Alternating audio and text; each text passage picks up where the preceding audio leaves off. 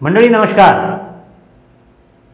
सध्या नागपूर येथे रामदास पेठमध्ये झालेल्या घटनेमध्ये एका राजकीय प्रदेशाध्यक्षाच्या मुलाच्या गाडीचा समावेश असल्याने प्रशासनातील पोलीस प्रशासनाकडून होत असलेली सावधगिरी पाहता त्या संबंधिताला वाचवण्यासाठी होत असल्याची पराकाष्ठा ही मोठ्या प्रमाणात केली जात असल्याने यावर विरोधकांनी ताशेरे ओढण्याचं काम सुरू केलं आहे।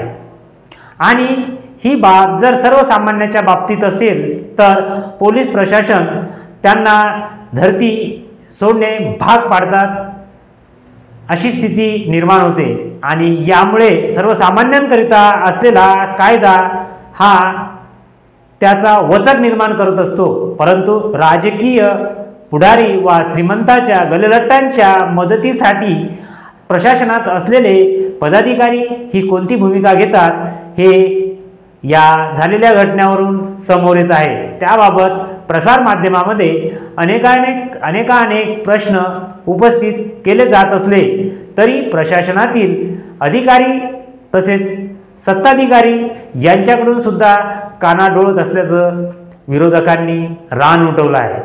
नमस्कार, मी संतोष मिंगळे आणि आजच्या या व्हिडिओमध्ये गललट्टांसाठी आणि राजकारण्यांसाठी ही सत्ताधाऱ्यांची भूमिका दुटप्प्याची आणि संबंधित आरोपींना वाचवण्याची असल्याचे गेल्या 2 ते 3 दिवसापासून प्रसार माध्यमातून समोर येत आहे।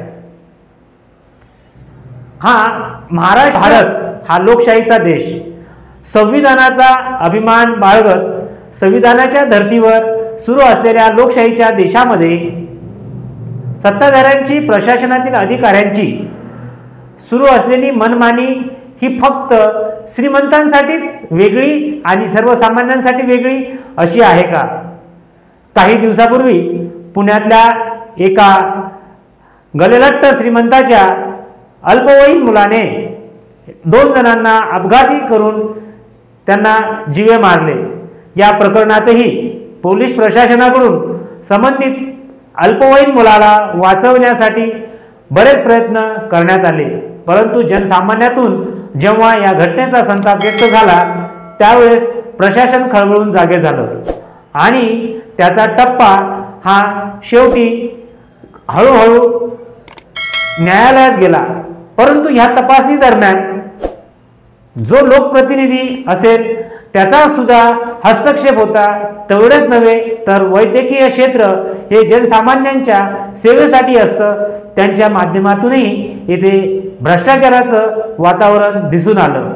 त्यामुळे आजचा हा कायदा आणि असलेली प्रशासन व्यवस्था ही सर्वसामान्यांसाठी वेगळी आणि फक्त गललट्टांसाठी आणि राजकीय हित जोपासण्यासाठी वेगळी आहे का असा सवाल उपस्थित होऊ लागला आहे। पुण्यातील घटनेबाबत राहुल गांधी यांनी सुद्धा आवाज उठवला होता। त्यावेळेस स्थानिक प्रशासनात असलेल्या सत्ताधाऱ्यांनी याबाबत पुढाकार घेऊन सर्वसामान्यांना न्याय देईल अशी भूमिका घेणं गरजेचं होतं। आता नुकतीच काही दिवसापूर्वी नागपूर येथील भाजपाचे प्रदेशाध्यक्ष चंद्रकांत बावनकुळे यांचे चिरंजीव संकेत बावनकुळे यांच्या मालकीच्या गाडीचा अपघात हा रविवारी मध्यरात्री झाल्याचं समोर आलं आहे आणि या घटनेमध्ये संकेत बावनकुळे हे फरार झाले असून त्या गाडीचा पाठलाग करून संबंधितांनी त्यातील 2घांना पोलीस प्रशासनात अटक केलं आणि हा प्रसार संबंधितांचे हित जोपासण्यासाठी आरोपींचे हित जोपासण्यासाठी होत असल्याचं विविध प्रसार माध्यमातून मांडल्या गेलं आहे। तरी राज्याचे गृहमंत्री देवेंद्र फडणवीस याबाबत अद्यापही कोणतीच भूमिका घेत नसल्याने यावर शिवसेनेच्या नेत्या सुषमा अंधारे यांनी आग पाकळवट करणे सुरू लावलं आहे। तर राष्ट्रीय काँग्रेसचे प्रदेशाध्यक्ष नाना पटोले यांनी सुद्धा विरोध केला असून या घटनेचा निषेध करत संबंधितांना न्याय द्यावा आणि आरोपींना शिक्षा व्हावी यासाठी वारंवार प्रसार माध्यमात आपलं मत मांडलं आहे। तरी राजकीय ही जोपासण्यासाठी हा कायदा आहे का, किंवा या संकेत बावनकुळे यांच्याबाबत असलेली भूमिका पाहता ज्या अपघातामध्ये ही गाडी पोलीस गुन्ह्यामध्ये दाखल झाली आहे ती गाडी पोलीस स्टेशनला लावणं अनिवार्य असतानाही सदर गाडी एका रिपेअर करण्यासाठी एका गॅरेजला लावण्यात असतानाचा व्हिडिओ सुषमा अंधारे यांनी आपल्या सोशल मीडियाच्या एक्सवरून पोस्ट केला आहे। आणि हे काय सुरू आहे बावनकुळे सर, असाही त्यांनी प्रश्नार्थ त्यामध्ये विचारला आहे।